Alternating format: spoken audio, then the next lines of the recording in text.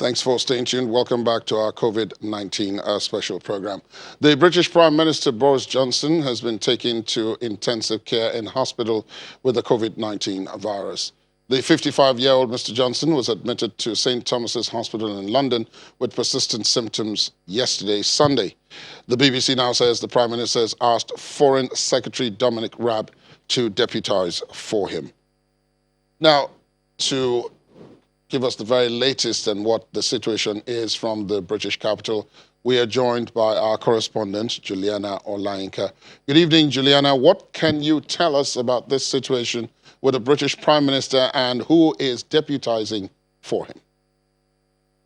Well, good evening. Where the breaking news here is that Prime Minister Boris Johnson, as you said, has been moved into intensive care. As you can imagine, this is incredibly serious news. And you don't need to be outside to kind of decipher just how tense it is here in the UK at the moment. About 10 days or so now, the Prime Minister announced on his social media that he was suffering with some symptoms of the coronavirus, and on the advice of his medical team, he took the test and he was positive. It wasn't just him. We also had two other serious members of the cabinet also testing positive, the Health Secretary and the Public Health England Chief Advisor. Since then, both of them have been up and about, but we haven't had that from Prime Minister Boris Johnson. The last time the public saw him was on Friday, where he released another video from his self-isolated flat, saying that the symptoms had persisted. He was then admitted into hospital yesterday. And then what we now know is that over the course of this afternoon, those symptoms, which include a high fever and a persistent cough, have actually worsened. And now, yes, he is been admitted into intensive care at St. Thomas's Hospital in South London. We're not yet sure that he's on a ventilator. We have been told by sources that there is a ventilator in the room should he have any problems with his breathing. But look, you know, you've been doing this show for a long time. In London, we're much further along than you are in Nigeria. But what we seem to have gauged from health officials is that 10 days really is the time where, if your COVID-19 symptoms are not that severe, you generally can stay at home, self-isolate and get better. This hasn't been the case for the Prime Minister. And of course, even though he isn't on a ventilator, it's still incredibly serious and there are very high worries. As you mentioned, Dominic Raab, the Foreign Secretary, he is now deputising for the Prime Minister. Just a couple of minutes ago, he did release a statement with a selected number of press, and he did look completely shaken up, extremely worried. There have been floods of messages coming from across the board, from across foreign leaders. Prime Minister Boris Johnson, make no doubt about it, is probably the most highest ranking individual to get coronavirus, and of course the symptoms are now very, very worrying. Now, earlier in the day, there was the report already about the fact that there was the issue with the succession, considering the fact that in other democracies, you have a vice president. In some places, you have a deputy prime minister, particularly for this purpose.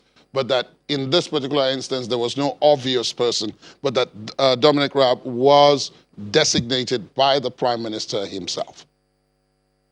That's absolutely correct. Unlike in other nations where it's almost written into the constitution that your deputy prime minister or your vice president would take over, we don't have a written constitution in Britain. So Dominic Raab was the chosen individual by Boris Johnson. Dominic Raab is a pretty close ally with Boris Johnson. He was also right up and centre with him when it came to leading the Vote Leave campaign before the 2016 referendum vote. There has already been some concern within the cabinet because, of course, given his role, Dominic Raab, as Foreign Secretary, hasn't been that intimate in the COVID-19 COBRA briefings. There are some individuals that did expect it to be the Chancellor of the Exchequer Rishi Sunak, Matt Hancock, the Health Secretary, or Michael Gove, who's also very senior in the cabinet. Both Michael Gove and Matt Hancock did run up against Boris Johnson when it came to succeeding Theresa May, but Dominic Raab at the moment is the chosen candidate. Like I said, he just a couple of moments ago just finished giving his briefing. Tomorrow there was to be a COVID-19 Cobra briefing. That's actually been postponed, and at the moment we're not sure exactly how the government will be steering this response. There have been some criticisms even in the way that Downing Street have even been communicating with the public, informing them about the Prime Minister's health. Some people think it's been absolutely stupid that Prime Minister Boris Johnson has chosen to lead when he should be resting. We know that fatigue is one of the main symptoms for the coronavirus as well. And let's not forget that this government is very, very new. They've only been elected since December. We're only in April.